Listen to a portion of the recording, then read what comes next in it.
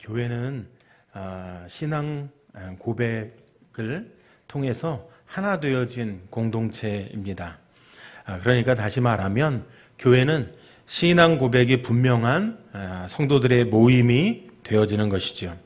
오늘 말씀은 교회를 어지럽히고 성도들의 신앙을 무너뜨리는 이단들, 거짓 선지자들을 경계하라는 메시지를 담고 있습니다. 1절부터 4절까지는요, 유다서의 서론에 해당되어지는 말씀입니다.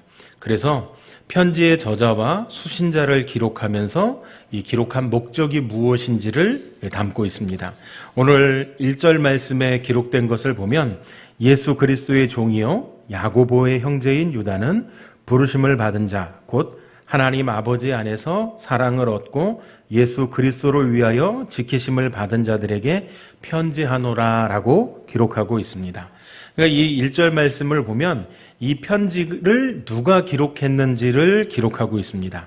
1절 말씀에 기록되어져 있는 대로 예수 그리스도의 종이요 야고보의 형제인 유다다라고 밝히고 있습니다. 여기서 야고보의 형제라고 하는 것은요, 바로 예수님의 동생 야고보를 의미하는 것입니다. 그러니까 제자 야고보의 형제는 유다가 아니라 누구죠? 요한이기 때문에 그렇습니다. 그러니까 당시 예수님의 동생 야고보는 예루살렘 교회에 있어서 어느 정도 이렇게 영향력을 미치는 인물로 유명했었습니다. 그래서 유다는요, 자신의 신분을 밝힐 때 이와 같이 야고보의 형제라는 것을 밝히고 있다라는 것이죠. 왜냐하면 이것을 정확하게 하는 목적은 이 편지를 읽는 사람들에게 있어서 안심하고 읽을 수 있도록 하기 위한 조치였다라는 것이죠.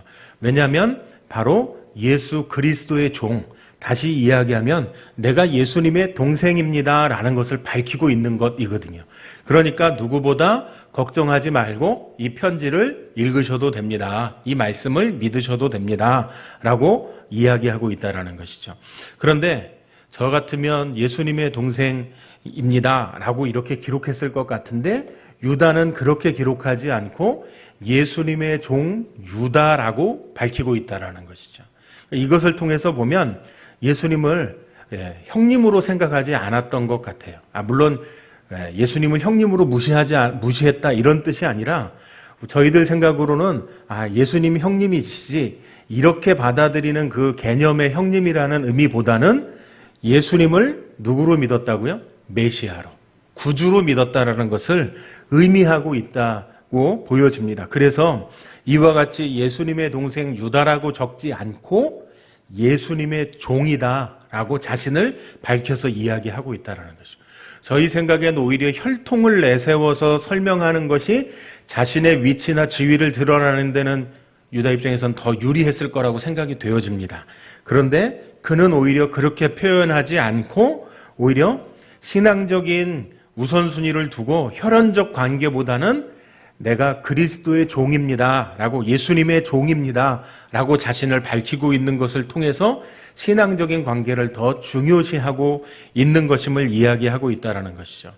저 과거에 이렇게 부흥사 목사님들 오셔서 말씀을 전하시면 그저 집사람이 권사니까, 집사람이 교회에서 열심히 여전도회 회장으로 봉사하니까 치맛자락이라도 붙잡으면 천국 가는 줄 알고 뭐 이렇게 표현하시는 표현들을 부흥사 목사님들이 저 어릴 때 교회에서 이렇게 부흥회 할 때 가서 들어보면 그런 이야기들을 하셨거든요. 그러니까 이렇게 어떤 관계로 인해서 구원받는 것이 아니라 예수님의 동생이니까 구원받는 것이 아니라 이것은 어떻게 해요? 예수님이 나의 구원자이심을 누가 고백하고 있는 거예요? 유다가 고백하고 있다라는 것이죠. 그저 형님이기 때문에 내가 구원받는 것이 아니라 예수님이 그리스도이시기 때문에 구원받는 것이라는 것을 유다는 알았기 때문에 이와 같이 예수님의 종이라고 표현한 것이 아니겠는가라고 생각이 되어집니다. 그저 형님이 예수님이니까 당연히 구원받겠지 이런 것이 아니라 정말 예수님이 나의 구원자 되어지심을 고백하고 있다라는 것이죠. 이처럼 예수 그리스도의 보혈에 의해서 구원받은 하나님의 백성이다라는 것을 기록하고 있다라는 것이죠. 그리고 주님과 복음을 위해서 헌신해야 할 종이다. 유다는 그렇게 깨달았고 그렇게 알았던 것이죠. 그래서 자신의 삶이 오직 예수 그리스도의 뜻만을 행하는 위치에 있음을 깨달았던 것이고 오직 주님께만 절대적으로 순종해야 하는 자신을 고백하고 있다는 것입니다. 그래서 그는 예수님의 동생인 유다라고 기록하지 않고 예수 그리스도의 종 유다라고 자신을 밝혀서 설명하고 있다는 것이죠. 그러면 이제 그가 누구에게 편지를 썼는가? 오늘 1절 말씀에 보면 이렇게 기록합니다. 부르심을 입은 자, 곧 하나님 아버지 안에서 사랑을 얻고 예수 그리스도를 위하여 지키심을 입은 자들이다 라고 기록하고 있습니다. 하나님께서 우리를 부르신 목적에 따라 오늘 부르심을 입은 자들, 곧 하나님 아버지 안에서 사랑을 얻고 예수 그리스도를 위하여 지키심을 입은 자들이다 라고 설명하고 있습니다. 데살로니가후서 2장 13절과 14절 말씀을 보면 이렇게 기록합니다. 주께서 사랑하시는 형제들아, 우리가 항상 너희에 관하여 마땅히 하나님께 감사할 것은 하나님이 처음부터 너희를 택하사 성령의 거룩하게 하심과 진리를 믿음으로 구원받게 하심이니 이를 위하여 우리의 복음으로 너희를 부르사 우리 주 예수 그리스도의 영광을 얻게 하려 하심이니라 라고 말씀하고 있다라는 것이죠. 하나님께서 우리를 부르신 것에는 목적이 있다라고 기록하고 있습니다. 오늘 말씀은 그 목적이 무엇이라고 말하고 있냐면 하나님의 사랑을 얻고 그리스도를 위하여 지키심을 입기 위함이다라고 밝혀서 우리에게 가르쳐주고 있다라는 것이죠. 우리는 하나님의 사랑을 받을 만한 자격이 원래 없는 존재들이었습니다. 뿐만 아니라 하나님으로부터도 보호를 받을 수 있는 자격이 없었던 사람들이었다라는 것이죠. 그럼에도 불구하고 하나님께서는 우리들을 택하셔서 오늘 하나님께서 우리를 불러주셨고 하나님의 자녀로, 그래서 우리가 어떻게 되어졌습니까? 하나님의 사랑을 받을 수 있는 위치로 우리의 신분이 바뀌어졌고 또 하나님의 보호를 받을 수 있는 자격도 우리가 가지게 되어졌다라는 것이죠. 무엇 때문에 그렇습니까? 바로 우리들에게 하나님의 사랑을 쏟아 부어주셨기 때문에 그와 같이 되어졌다라는 것이죠. 오늘 우리가 살아가고 있는 이 악한 이 시대 가운데 우리를 하나님의 백성으로, 하나님의 거룩한 백성으로 우리를 택하여 주셨고 우리를 불러주셔서 하나님께서 우리를 보호해 주시고 지켜주시는 일들을 하고 계시다라는 것이죠. 우리를 부르신 하나님의 목적, 바로 이것을 우리가 잊지 않고 기억해야 하는 것을 가르쳐주고 계시다는 것이죠. 우리는 하나님의 사랑을 계속 누릴 수 있는 사람들입니다. 왜요? 하나님께서 우리를 불러주셨고 우리를 하나님의 자녀로 삼아주셨기에 가능한 일이 되어졌다라는 것이죠.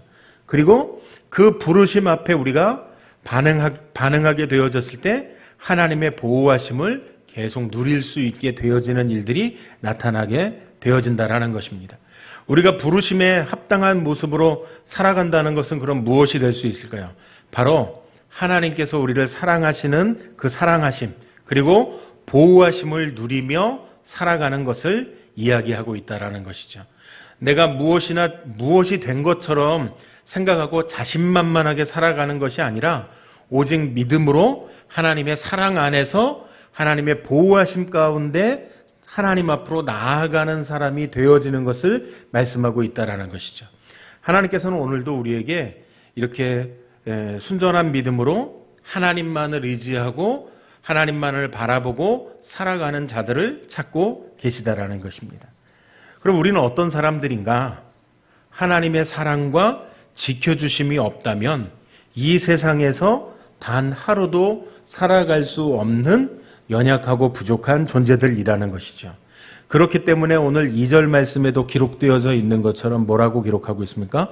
긍휼과 평강과 사랑이 너희에게 더욱 많을지어다 라고 말씀하고 계시다라는 것이죠.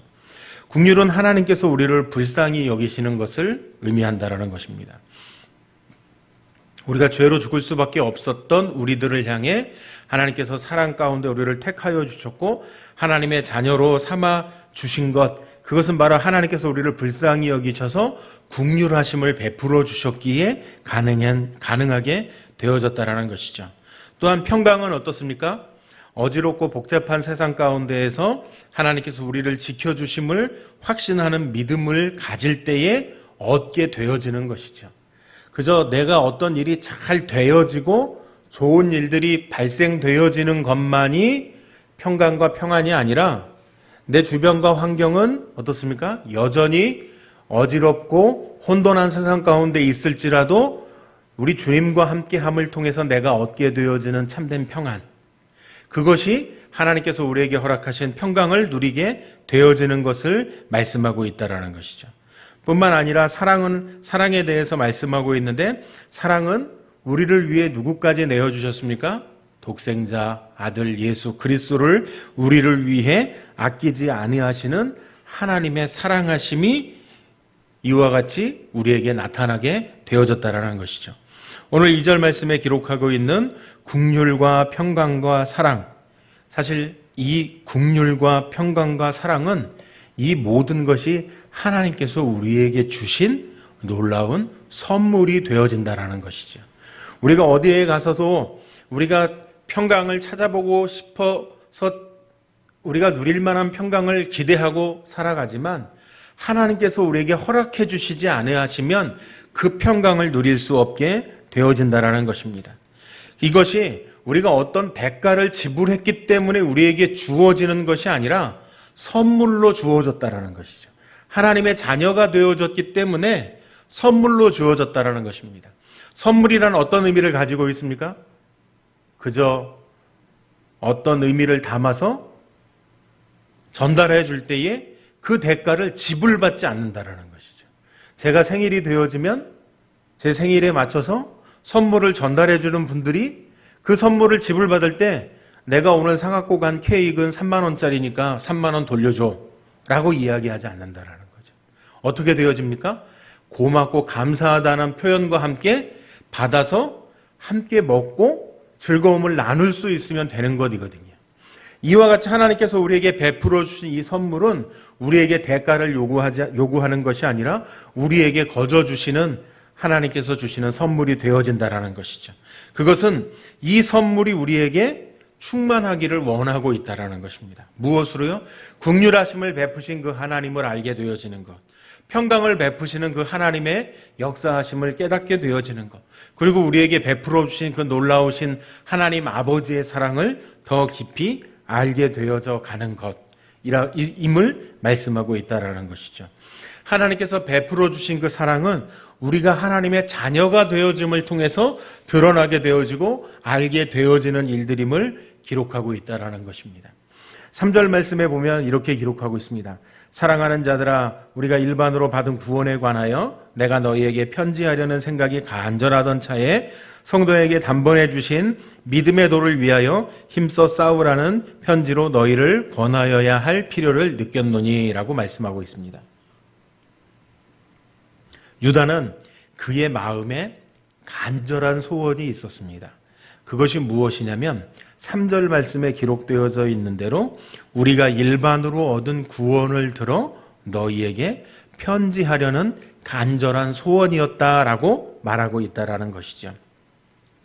그의 소원은 모든 사람들이 복음의 진리를 깨닫게 될 뿐만 아니라 하나님의 자녀가 되게 하는 것에 있었다라는 것을 말씀하고 있다라는 것입니다.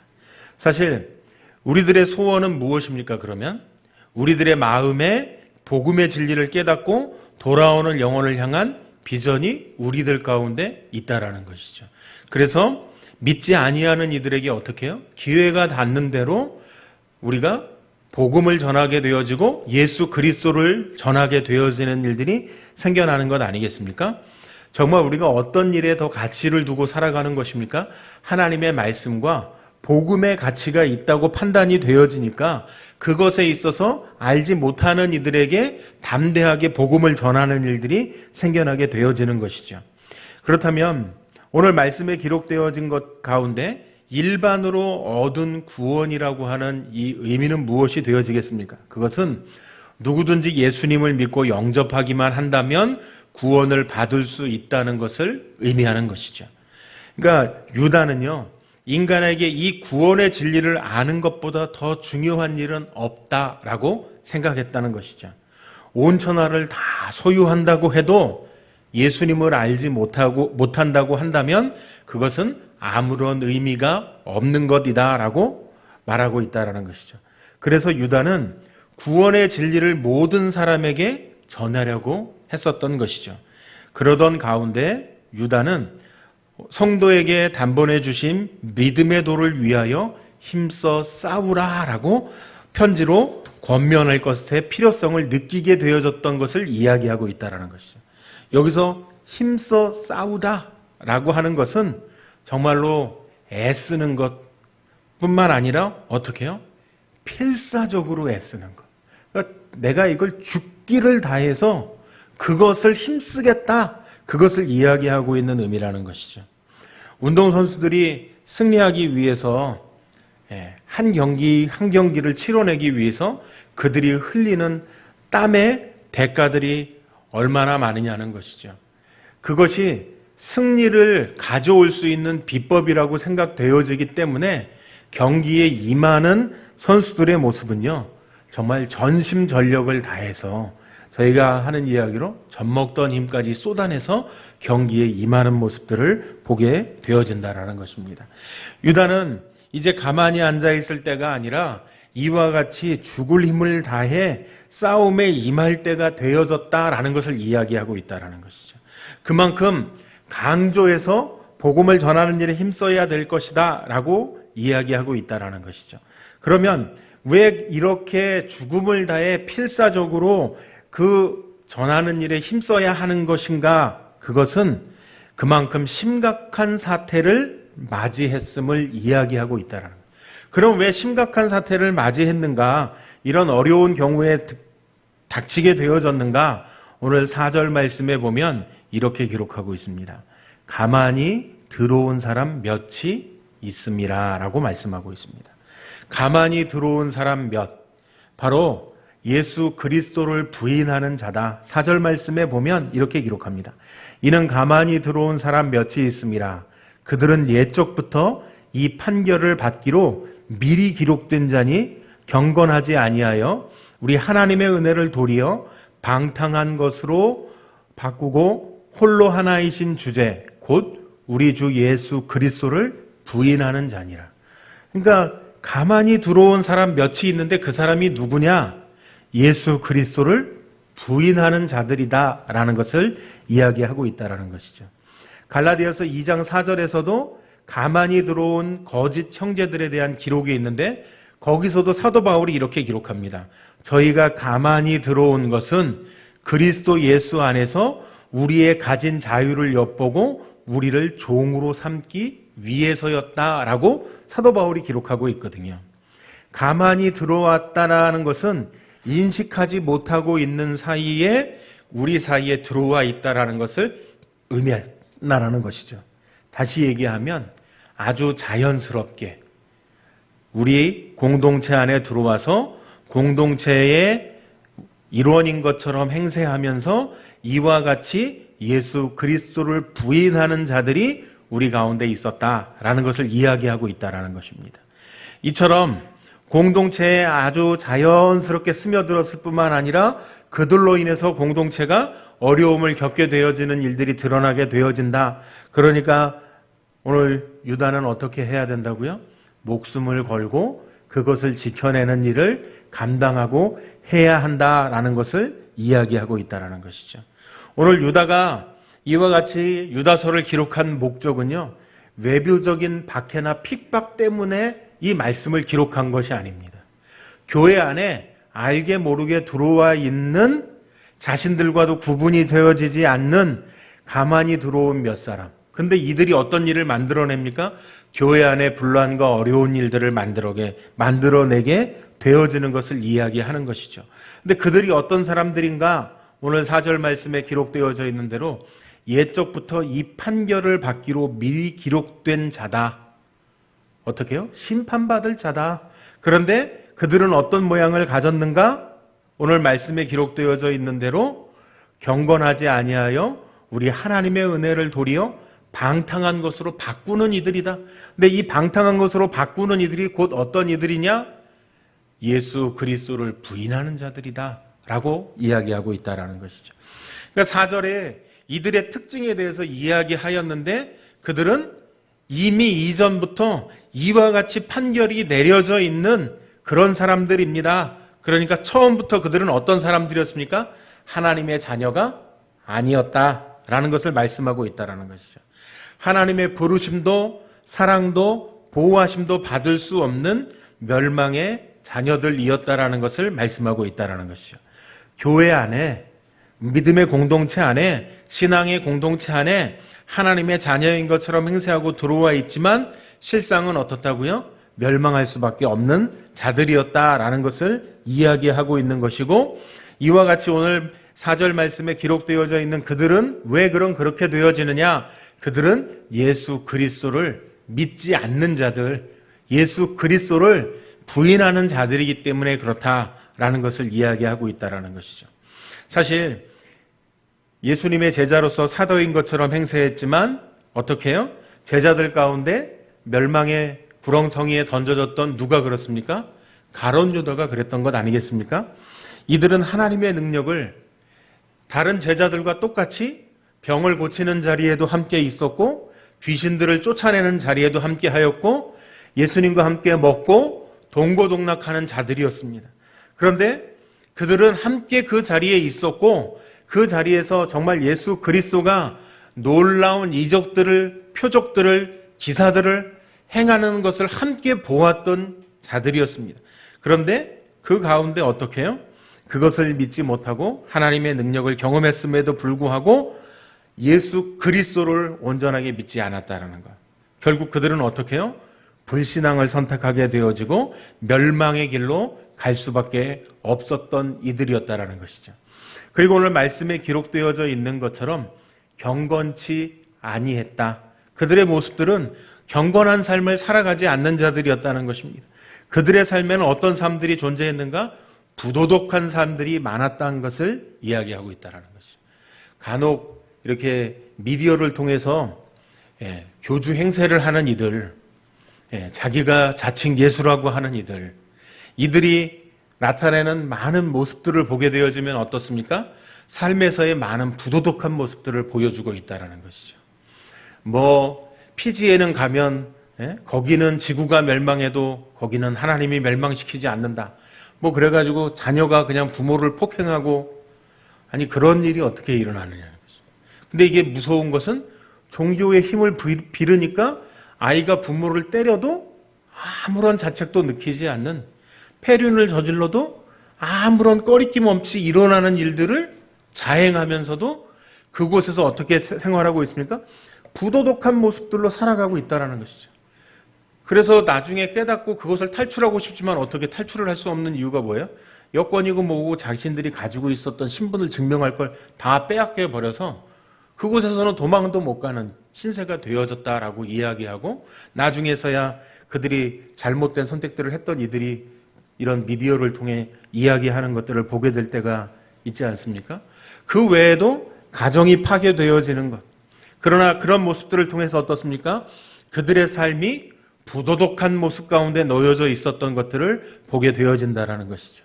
이들이 윤리적으로 또 성적으로 그 외에 금전적으로 많은 부도덕하고 타락된 모습들을 보여주고 있다는 것이죠. 말은 그럴듯하게 하지만 그들이 나타내어지는 삶의 열매의 모습들은 어떻습니까? 형편없다라는 것이죠. 표현은 거룩하게 보이고 그들이 행하는 것들이 거룩한 것처럼 포장되어져 있는 것처럼 보여지지만 어떻습니까? 그들에겐 거룩한 삶의 열매가 없다라는 것이죠. 경건의 모양은 있는 것처럼 보여지지만 경건의 능력을 부인하는 자들이라는 것입니다. 그리스도인의 껍데기는 가지고 있는 것처럼 보여지지만 그들의 삶에 있어서 그리스도인의 삶을 살아갈 수 없는 사람들이라는 것이죠. 또한 오늘 말씀 가운데 하나님의 은혜를 도리어 방탕한 것으로 바꾼다라고 말하고 있습니다. 이들이 교회에 들어온 이들이 교회에 들어온 목적이 바로 이와 같은 것입니다. 자신들이 왜 교회에 들어와 있는지조차 모르는 것이죠. 그들이 교회 가운데 들어와 있지만 교회에 들어와 유익을 끼치는 것이 아니라 하나님의 은혜를 도리어 방탕한 것으로 바꾸어 놓는, 이전 개역 한글에는 이 방탕한 것이 색욕거리로 이렇게 기록되어져 있습니다. 다른 말로 바꾸면 음란한 것으로, 그러니까 하나님을 바르게 섬기지 못하도록 하는 일들을 그들이 교회 가운데서 행하고 있었던 것을 이야기하고 있다는 것입니다. 이들은 바꿔서 얘기하면 구원의 은혜를 나쁘게 악용하는 자들이라는 것을 이야기하고 있다는 것이죠. 하나님의 말씀을 가지고 말씀을 잘 배워 그 말씀대로 순종하고 살아가는 것이 아니라 그것을 오히려 악용하는 일들을 범하게 되어지는 것이죠. 주로 이런 이들 가운데 이런 표현들을 하는 것을 들어본 적이 있습니다. 죄가 더한 곳에 은혜가 더하다. 그러니까 죄를 더 많이 져야 어떻게 해요? 은혜를 더 많이 겪게 된다. 오히려 이러면서 죄 짓는 것을 정당화하고 죄를 짓는 것을 부끄러워하지 않는 모습들을 나타내서 이야기한다라는 것이죠. 여기서 우리가 한번 봐야 할 것은, 우리를 구원하시는 것은 죄에서 해방시키려 하는 것이지 죄의 노예로 살아가도록 만들기 위한 것이 아니라는 것입니다. 많은 사람들은요, 이 죄에 대한 심각성을 깨닫지 못하고 살아갑니다. 사실 마지막 때가 가까워 올수록 우리는 죄에 대해서 무감각해져 가고 있다는 것이죠. 저희가 안전불감증이다 그래서 어저께도 보니까 어느 백화점에 천정이 갈라졌다고, 그런데 영업시간이 끝날 때까지 아무런 조치를 하지 않았다가 폐점한 이후에 기둥 갖다 바치고 했고, 뒤늦게서야 언론에 이제 보도가 되고 나니까 그 문제가 개선될 때까지는 영업하지 않겠다라고 이제 결정 내리긴 했지만, 갈라지고 발견된 시점에 많은 사람들이 제보하고 많은 사람들이 연락하고 이렇게 했을 때 빠르게 조치하지 않았던 것들, 이것이 다 우리가 안전불감증에 놓여져 있는 것 아니겠습니까? 마찬가지로 죄의 영향력, 죄의 심각성, 그럼에도 불구하고 우리는 죄에 대해서 점점 더 무뎌가는 거죠. 제가 오늘 오전에 이 다리 당뇨 때문에 검사를 좀 받았어요. 다리가 좀 이렇게 뭐라고 해야 되지? 찌릿찌릿하고 뭐 이렇게 되는. 그래서 지난달에 신청을 하고 오늘 아침에 검사를 좀 받았는데요. 검사를 하러 가니까 이렇게 뭘 많이 붙이더라고요. 그러더니 막 전기를 찌릿찌릿 주는데 좀 아픕니다 그러는데 따끔따끔 하더라고요. 전기를 계속 보내서 신호를 잡아서 아마 그게 얼마나 잘 통하는지를 보는 것 같아요. 어쨌든 처음에는 닿는 순간부터 온몸이 찌릿찌릿 머리끝까지 그냥 쭈뼛쭈뼛 서는 느낌을 제가 받았거든요. 근데 이것도요, 몇 번 하고 나니까 익숙해져요. 의사 선생님이 딱딱 누를 때마다 짝짝짝 이렇게 찌릿찌릿 했었는데 나중에는 따다다다 눌러도 그냥 무뎌지는 거예요. 무뎌지는 거. 다행히 큰 이건 없는데 제가 이제 좀 아무래도 이 혈액순환이 잘 안 되고 이런 것 때문에 아마 그러지 않나 하는 생각이 좀 들기는 했습니다. 그런데 무뎌져 가는 거예요. 죄에 대한 심각성, 죄에 대한 영향력에 대해서 무뎌져 가는 거예요. 그냥 그게 뭔지도 모르고 무뎌져 가는 모습들. 그래서 은혜를 사모하기보다는, 그저 말씀의 원리에 따라 순종하고 살아가기보다는 죄를 지어도 죄가 우리에게 어떤 영향을 주는지, 사실 죄는 우리를 메말라 죽게 할 뿐만 아니라 영원히 하나님과 우리와의 관계를 단절시키는, 그래서 결국엔 멸망의 길로 우리를 떨어뜨리고 사망의 길에 머물게 하는 일을 하는 것이 죄로부터 시작되어진다라는 것이거든요. 그런데 우리는 그것에 있어서 너무나도 무뎌진, 너무나도 그것에 대한 심각성을 잃어버린 채 살아가게 되어진다라는 것이죠. 사실은 이것이 세상에 있는 사람들이 아니라 우리 공동체 안에, 교회 안에, 우리의 신앙 안에 우리가 죄의 심각성을 생각하지 않고 신앙생활을 하는 것이 얼마나 많은지 모릅니다. 하나님의 은혜를 받은 사람들에게는요, 말씀의 진리를 따라서 살고자 하는 강한 열망이 드러나게 되어 있습니다. 말씀을 보면 볼수록, 말씀이 깨달아지면 깨달아질수록 하나님의 은혜로 살아가게 되어집니다. 그런데요, 죄에 물들어가기 시작하면 하나님으로부터 멀어질 뿐만 아니라 하나님의 말씀보단 죄악된 삶을 사는 것이 더 기쁘고 즐겁게 우리의 삶의 모습으로 나타나게 되어진다는 것이죠. 그러나 믿음을 따라 살게 되어지는 삶, 주님께서 원하시고 우리에게 가르쳐 주신 그 바른 삶을 살아가게 되어지는 그때, 그것은 삶의 열매로 맺혀질 뿐만 아니라 우리에게 선순환적으로 좋은 믿음의 역사들이 일어나게 되어집니다. 말씀을 보고 말씀이 깨달아지고 그것이 은혜가 되어지고 그것을 통해 받은 은혜를 하나님 앞에 감사의 기도를 드리고 또 그것이 다시금 어떻게 해요? 찬양으로 바뀌어지고 하나님 앞에 영광 돌려드리면 하나님께서 우리에게 베푸신 그 은혜가 다시금 나에게 임하게 되어지고 이것이 선순환적으로 우리의 신앙을 점점 더 일으켜 세울 뿐만 아니라 성장하게 되어지는 일들이 생겨나게 되어진다는 것이죠. 그 결과물은 어떻게 드러납니까? 내 삶이 변화되어지는, 그래서 삶의 열매 맺는 것으로 뒤바뀌어지는 것이죠. 어떻게 변화되어집니까?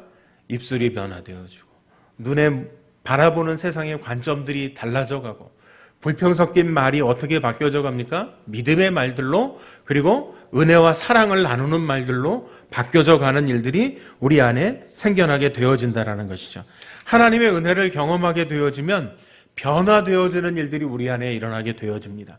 그것은 내 힘으로 되어지는 것이 아니라 성령께서 나와 함께 하시고 말씀이 내 안에서 살아 운동력 있는 말씀으로 나를 주장하시고 내 안에 일하시는 일들을 통해 하나님께서 원하시는 삶으로 뒤바뀌어진 삶을 살아가게 되어진다는 것이죠. 또한 오늘 이들은 홀로 하나이신 주제, 곧 우리 주 예수 그리스도를 부인하는 자라고 이야기하고 있습니다. 예수님이 하나님의 아들 되심을 부인하는 자들이고 예수 그리스도가 나의 죄를 십자가에 지고 죽으심으로 내가 구원받았음을 부인하는 자들입니다. 그들은 예수가 아니라 자신이 예수라고 고백하는 이들이고, 그리고 그것을 말하는 것에 있어 전혀 꺼리낌 없이 이야기하는 자들이라는 것입니다. 그래서 예수가 아닌 또 다른 예수를 주장하는 이들, 어떻습니까? 예. 카톨릭에서도 그러잖아요. 예수님 말고 누구를? 성모 마리아, 예. 심지어는 성모라고까지 불러가면서 이야기하는 것. 또 어떻습니까? 교황이 모든 것을 대신하고, 또 어떻습니까? 베드로 사도가 그 일을 대신하고, 예수 그리스도를 대신하는 존재들이 캐톨릭 교회 안에는 너무 많이 있다라는 것이죠. 이와 같이 그러기 때문에 예수님의 이름으로 기도하는 것이 아니라 누구의 이름으로 기도합니까? 마리아 이름으로 그래서 왜 성당들 가보면 마리아 상 세워놓은 거 앞에 가보면 촛불들 잔뜩 켜져 있고 그 앞에서 고개 숙이고 눈 깜빡였다가 눈 뜨고 가시는 분들 계시고, 초도 그래서 그 앞에 왜 큰 성당에 가보면 팔더라고요. 켜서 놓고 거기다 기도하고 그 기도의 그 초에다 소원을 빌고, 그래서 그 초가 꺼지지 않고 잘 타게 하는 그런 일들을 하더라고요. 예수 그리스도의 이름으로 기도하는 것이 아니라 또 다른 예수를 찾게 되어지는 일들을 만들게 되어진다는 것이죠. 다시 말한 대로 말씀드렸던 4절에서 말씀하고 있는 것처럼 예수 그리스도를 부인하는 자들의 삶을 보여주고 있다는 것이죠. 이처럼 진리의 복음을 따라 살지 아니하면 우리를 어떻게 해요? 우리 안에 알게 모르게 스며들어왔던 이들이 우리의 신앙을 흔들어 놓는 일들이 생겨나게 되어지는 것을 말씀하고 있다는 것입니다. 교회 안에 하나님의 진리 위에 굳게 서지 못한 사람들을 유혹하고 미혹해서 멸망으로 이끌려고 하는 일들이 지금만 있다고요? 아니요. 초대교회 때부터 그 일들이 있었다라는 것이죠.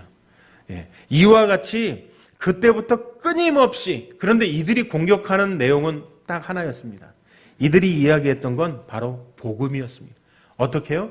예수 그리스도가 우리의 구원자이시고 그 예수 그리스도가 내 죄를 대신 지시고 십자가에 죽으셨다는 그것을 부인하는 것입니다. 나와 하나님과의 관계를 부정하는 자들이고 예수 그리스도의 사랑을 헛된 것으로 만드는 이들이라는 것입니다.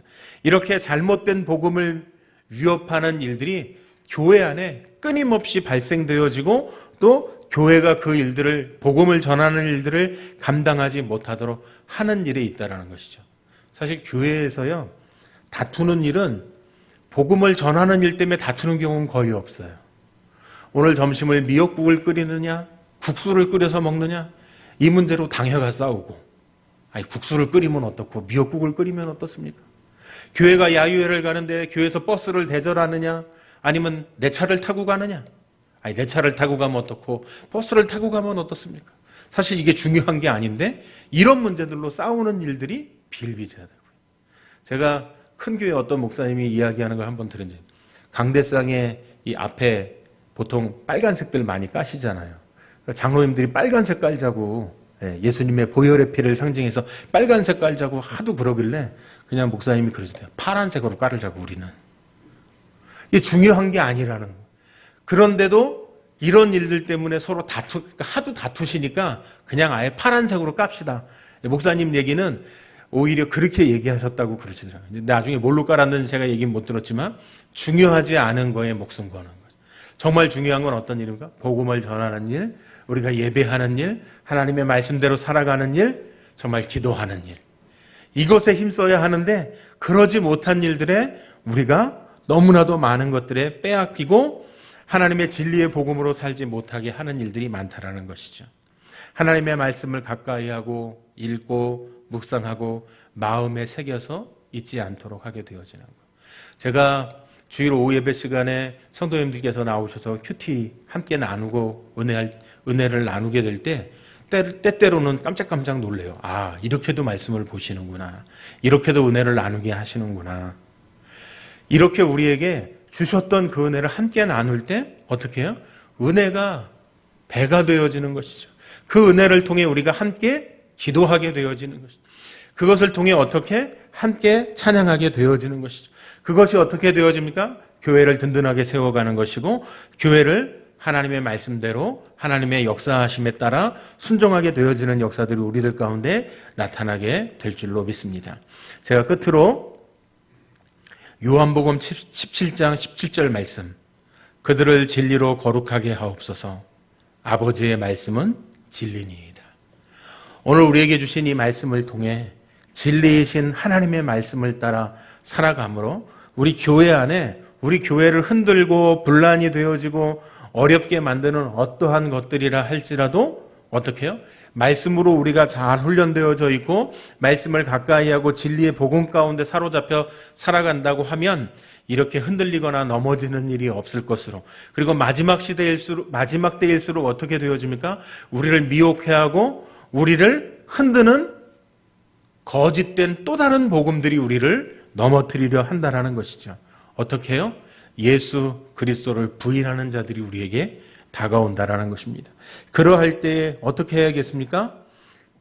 진리의 복음을 깨달을수록 우리는 기도해야 한다라는 것이죠. 말씀을 통해 흔들리지 말아야 하는 것을 우리에게 가르쳐주고 계시다는 것이죠. 우리 성도님들에게 이와 같은 하나님의 은혜, 하나님의 역사하심으로 진리의 말씀을 따라 살아가시는 저와 성도님들이